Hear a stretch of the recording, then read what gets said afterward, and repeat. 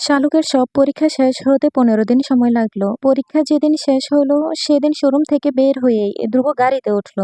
শালুককে আগেই বলে রেখেছে রেডি হয়ে থাকতে। শালুকের কেমন শূন্য শূন্য লাগছে চলে যাওয়ার কথা শুনেই। আবার কবে আসবে কে জানে। কতদিন হয়ে যাবে কারোর সাথে আর দেখা হবে না। বাবা মাকে দেখবে না। স্কুল থেকে ফিরেই শালুক উদাস হয়ে বসে রইল, আনমনা হয়ে ভাবতে লাগলো সবার কথা। আজ চলে গেলে আবার কবে আসবে, কবে সবার সাথে দেখা হবে কে জানে। আর এসএসসি পরীক্ষা যখন শেষ হয়ে যাবে তখন তখন তো আর আসা হবে না এই বাড়িতে। এভাবে কি আর পারবে সবার সাথে সময় কাটাতে?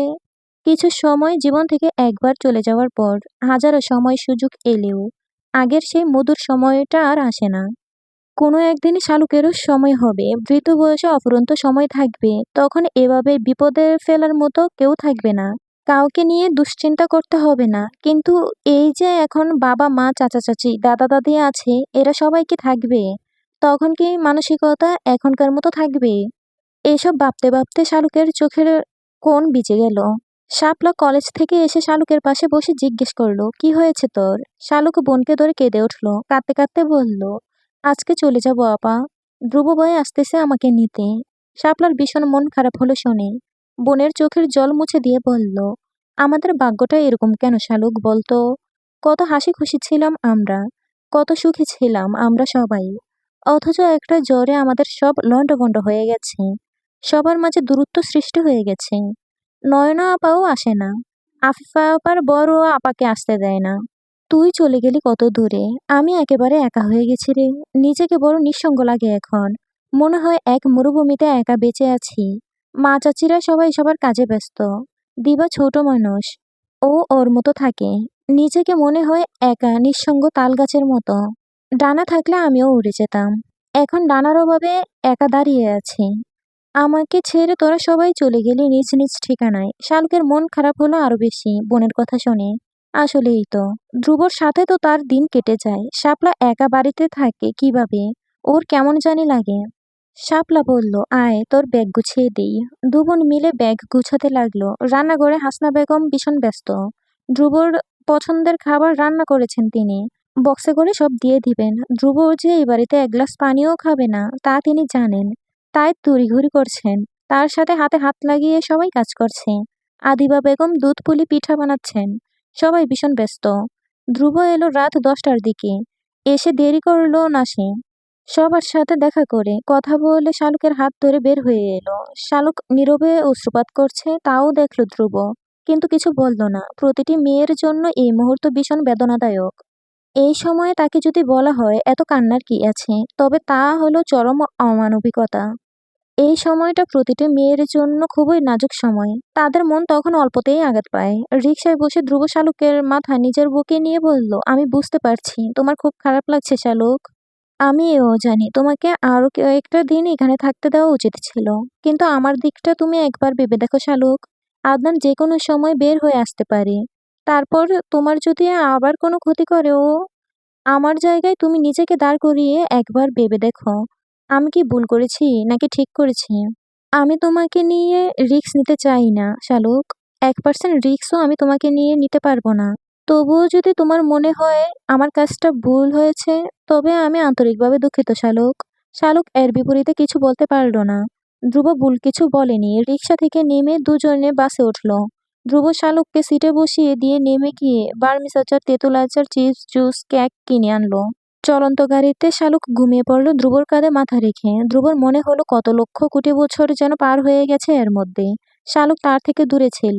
আজ বহুদিন পর ধ্রুবর মনে হলো প্রাণ পাখি তার খাঁচায় ফিরে এসেছে। শালুকের কপালে একটা আলতো করে চুমু খেল ধ্রুব। শীতে শালুক ধ্রুবকে জড়িয়ে ধরল।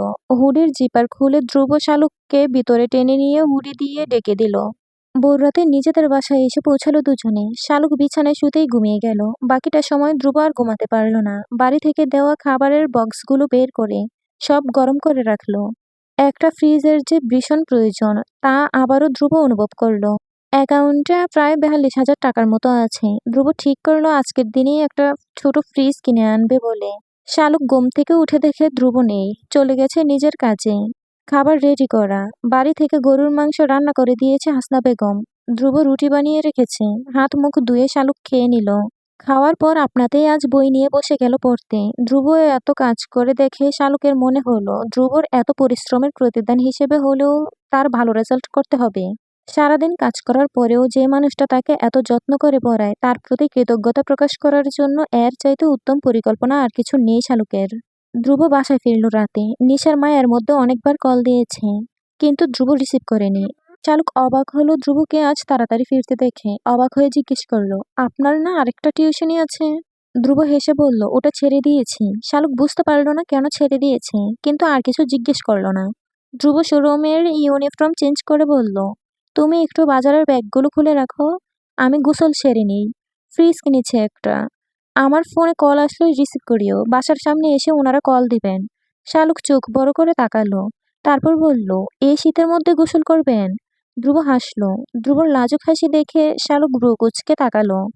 শালুক শালুককে পিছন থেকে জড়িয়ে ধরে ধ্রুব বলল, কৃতজ্ঞতা প্রকাশ করো বোকাফুল। তোমাকে যে খুব সকালে ঠান্ডা পানি দিয়ে গোসল করার কষ্ট দিচ্ছি না, আমার অভ্যাস আছে। শালুক বুঝতে পারল না ধ্রুবর কথা।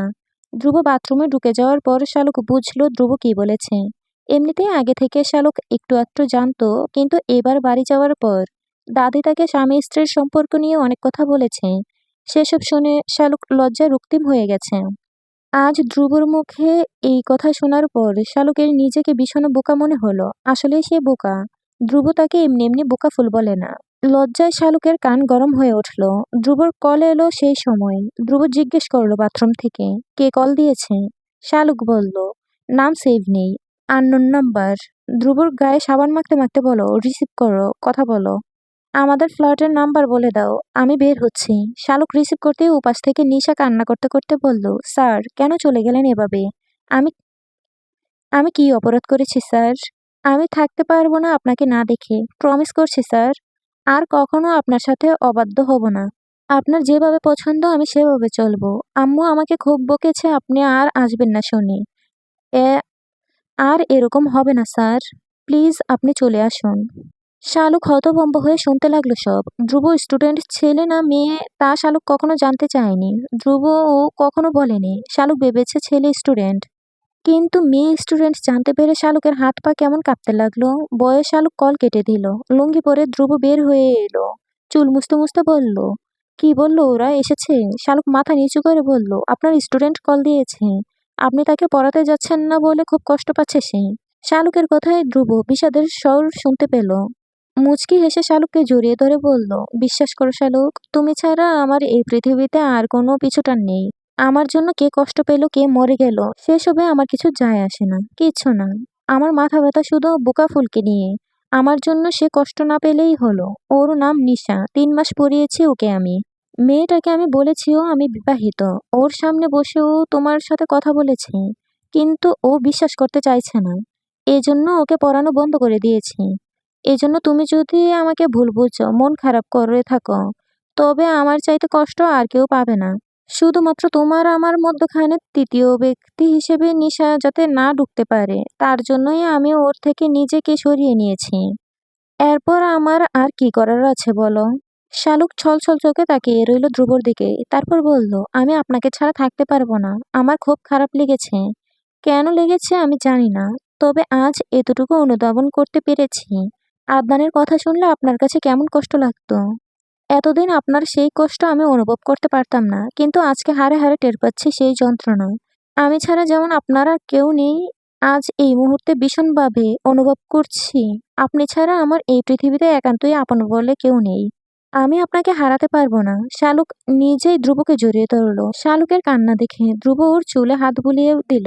তারপর শালুকের মুখ উপর দিকে তুলে একটা চুমু খেলো। সারা শরীর কেঁপে উঠল শালুকের। মনে হলো বৈদ্যুতিক শক খেয়েছে সে।